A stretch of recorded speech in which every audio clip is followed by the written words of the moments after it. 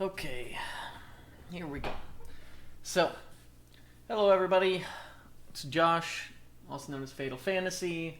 I think my YouTube name is These Are It. Whatever. Just post. I wanted to get another video out there. This one I wanted to focus on how do you actually negotiate and set up your initial contract under the Hotspots Hinterlands / Mercenary Box Chaos Campaign rules. We've already gone over the videos for doing the post-track combat math, quote unquote, such as paying for repairs and ammunition and things like that. So I'm just trying to round out the resources available on the channel so that people can have quick references as needed. So all that being said, I just wanted to show everyone what I'll be referencing for today. So we're going to be on, for those of you who have Hotspots Hinterlands, if we go down to the section where they actually start listing off the hotspots, we're almost there. Here we go. So I just went ahead and grabbed literally the first contract out of the book. So that would be this one, Hotspot Alina, I believe is how we pronounce it, since it is the Alina Mercantile League. Anyway, we've already pre-filled some of this information in, but we're gonna be acting as if we have taken a contract for the Lone Wolf. So the Lone Wolves are the employer. We are doing a retainer contract for them.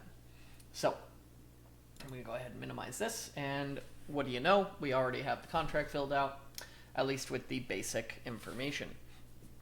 Now, there's a couple fields you're going to notice are, well, one field you're going to notice is blank. That is the name. That is because that is for the mercenary company. And my intent is that we are going to make a separate video, which hopefully I'll get out around the same time as this, going over how do you actually create your mercenary company. It's a fairly straightforward process, but I still figured I'd separate it because Battletech is already riddled with incredibly long videos on this topic, just in rules in general. Anyways.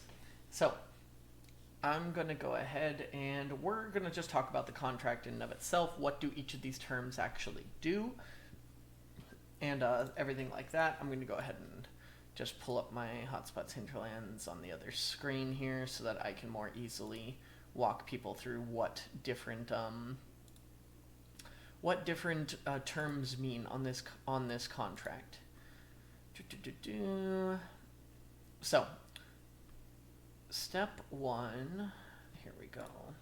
Sorry, I should probably have already had this prepped, but no one said I am a smart man. I'm just one of the only people willing to actually sit down and break this down. Anyway, we're going to start from the top. So we've already filled in the actual contract title. This is Lone Wolf Retainer is the name of the contract. Now, type of action, retainer. What does that mean? Long story short, if we go back over to our Hotspots Hinterlands, a retainer contract is a defensive contract. The mercenary will remain on the employer's land or holdings. It is open-ended. However, in what duties the mercenary will perform for the employer in that system. So it's more of a general, hey, you're going to come and sit in my territory. Generally, that will be reflected in the flavor of the contract itself. If you have someone who's like GMing in your system, then they can this kind of just gives them wiggle room where they can kind of flesh this out with a little more thematically however they want. This does modify when things are randomly generated, which there are rules for that in the back of the book. Depending on how long this video goes, we can go over that afterwards. Anyway, so boom, scale is 1. Mercenaries Chaos campaigns are cut up into 3 different scales that basically just references the size of the games that we're going to be playing. So at scale 1, that means we are max 3000 BV. And there are some other things which I will go over that affect scale, are affected by scale. Now, length of the contract, 3 months. This is just copied straight out of the contract. It's also covered in the random generation if you decide to use that. Base pay, 100%. Most contracts are going to start at 100%. I say most, not all. I've seen some that start at like 90%, and random generation can change that. What base pay actually is the way I always like to describe it is it's like your monthly allowance from your employer. And what I mean by that is based on the scale you're playing at, everybody has certain monthly expenditures that are just baked into the system. So doesn't matter how many mechs you own, how many pilots you have, stuff like that. You aren't tracking like individual salaries or anything. The base pay at scale 1 is 500 SP or support points, I believe, maybe supply points. That is because every month at the start of the month, when we're tracking these contracts, you owe your monthly maintenance, which you can see on the right side of the contract here under common costs, 500 SP times scale. So at scale 2, you would owe 1,000 every month, but also your base pay, if it were 100%, would be 1,000. So negotiating base pay up is nice because it means you get to kind of take a little off the top of what your employer is paying you and pocket it every month. Downside is it can come at the expense of some of these other terms, which we'll now get into. Now, transportation can either be a very simple step in the contract. I'd say for most people, this is going to be a very simple step. It's just going to be, a lot of people that I've seen running these campaigns are just kind of hand-waving transportation and just saying, oh, it's basically 1 month of travel, and 1 month of travel is 300 SP. So transportation basically starts at, well, it only covers, it only has like 3 different options for how much it will cover. It'll either cover 4 different options, 25, 50, 75, or 100. And obviously 0. So that's what, and the way you determine which margin you're at is actually, I guess I should have covered this already under base pay, is this number in parentheses. So in Hotspots Hinterlands and in the Mercenary book, you will see this table, the contract steps table. This is like your master key to these contracts. So this tells you, negotiations are all made based on these steps, and once I'm done explaining what each one does, I'll explain how we can adjust them.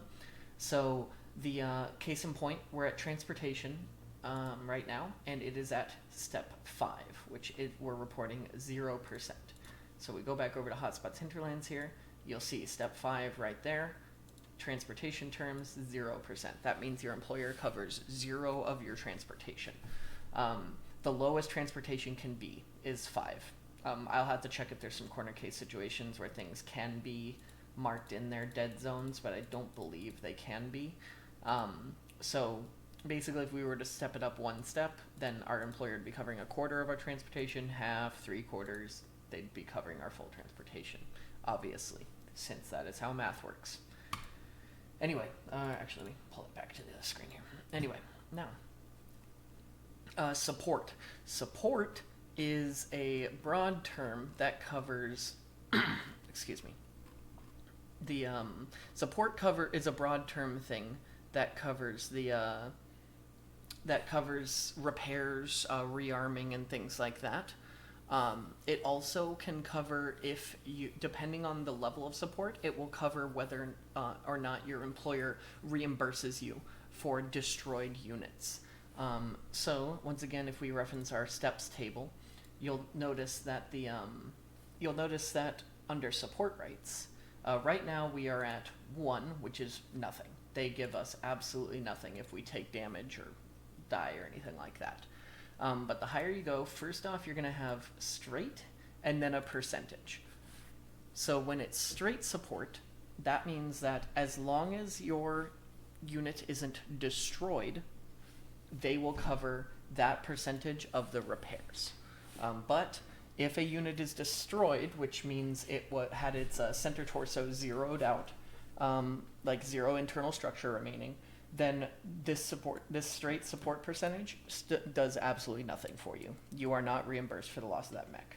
Once you up it even higher and you get into battle support, let's say we were at step 11 and we have 50% battle support.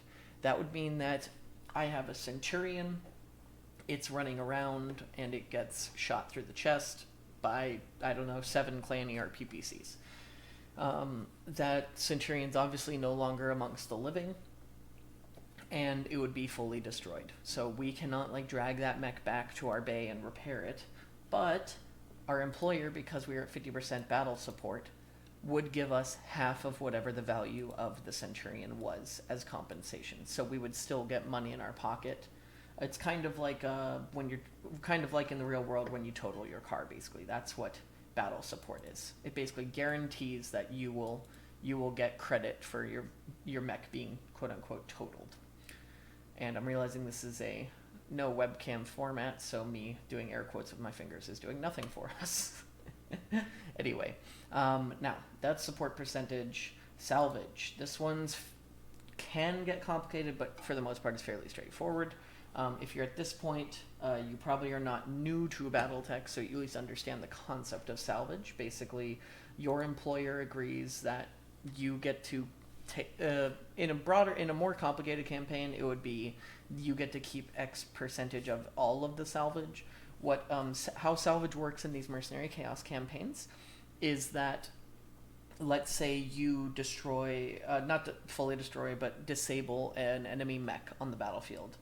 And just for simplicity's sake, let's say it was a flea and its value was 500 SP. Based on your support percentage, your employer would basically cover X percent of the value, which would leave you to pay for the other missing percentage, and then you get to keep that mech.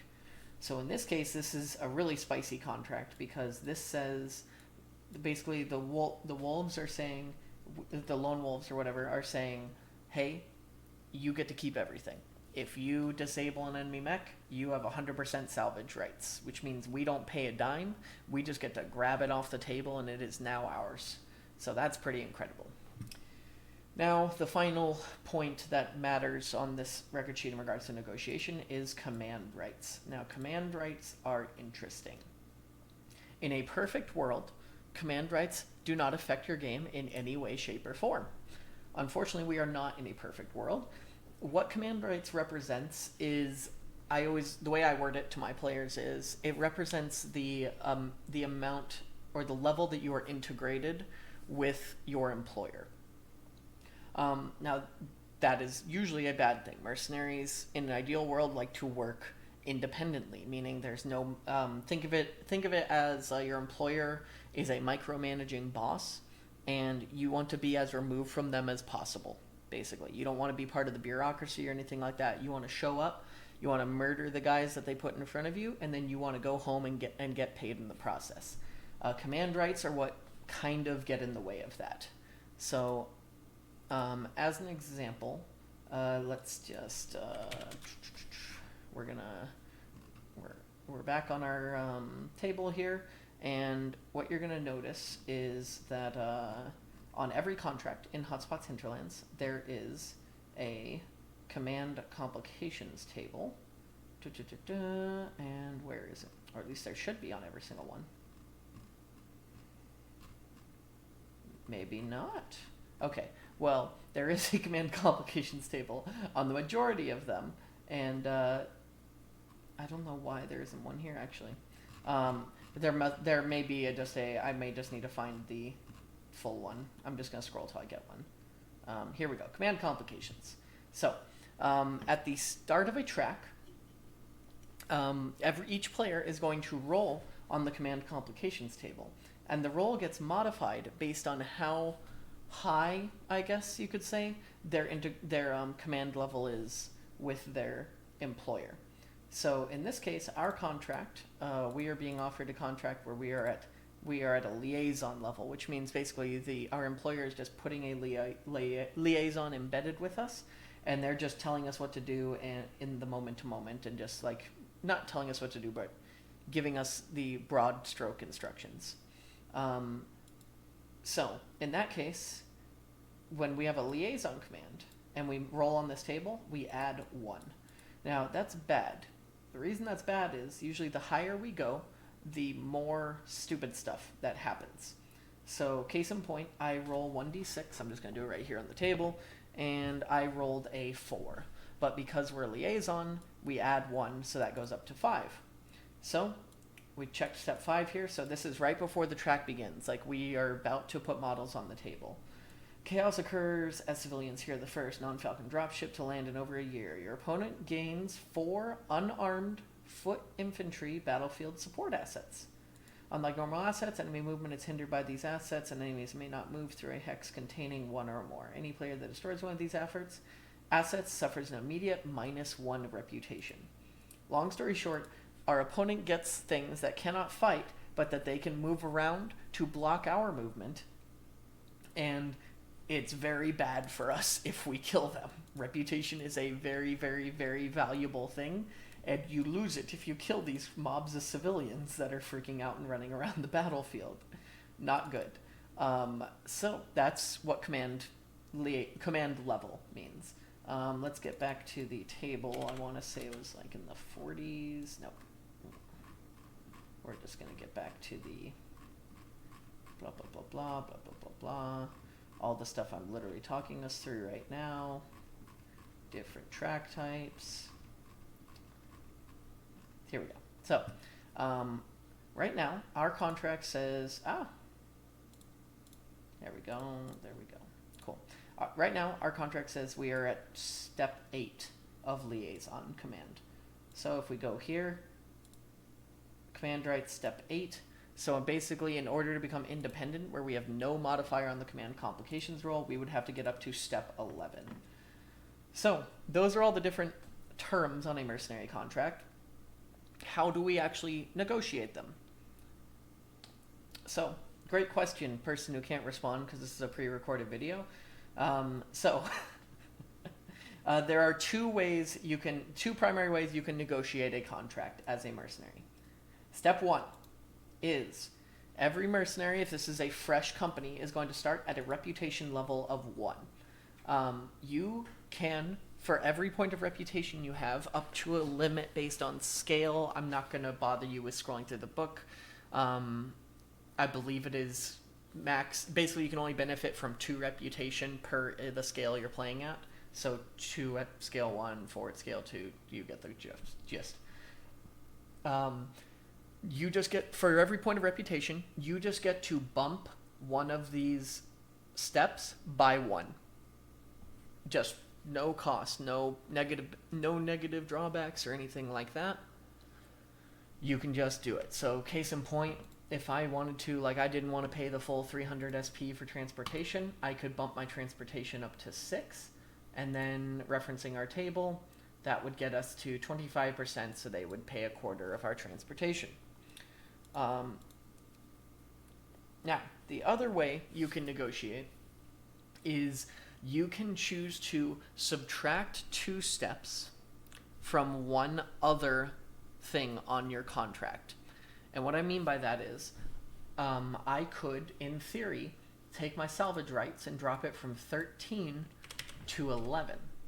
And if I do that, that's going to drop salvage down to 80%. So let's just update that really fast. And in return for subtracting 2 from something, we can now add 1 to something else. So, case in point, I don't really like having no ability to, I do not like the fact that we cannot, get any reimbursement for repairs. So I'm going to take those, I just took 2 off of salvage, I'm now going to put that into support. And that gets us up to, I believe, I was literally just looking at it, 20% support at the straight level. But I'm actually going to go 1 further. I'm also going to spend my 1 reputation to bump it up to 3. So that's going to get us up to 40% support percentage. And this is where what I've been doing is I've just been doing like a comma or parentheses S, or you can just, honestly, it doesn't even need to be parentheses, honestly. You can just do like 40S if you want, or S. Let's do S40, I guess. Maybe that's a good format for it. There. So now we know we have straight 40% support percentage. Anyway, that's the rough estimate on, hey, this is what everything on this contract means. This is how we actually adjust things up or down and negotiate them. Obviously, in a world where we had already had some missions under our belt and we'd gained some reputation, I'd be able to jump something up another step, such as maybe my base pay. I could jump it up to step 8, which would get us to, God, I keep doing that.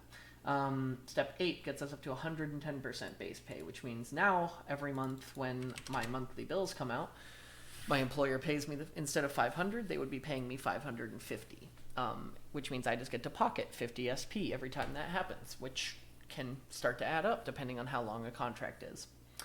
Anyway, let me know in the comments if there's anything else you'd like me to make some videos on regarding this topic. Like I said, I am going to be making a probably shorter video than this regarding force construction. I don't want to drag this out anymore. 20 minutes is already kind of hitting the high end of what I was hoping this would take. So if there, like I said, if there are any questions, just jump in the comments and let me know.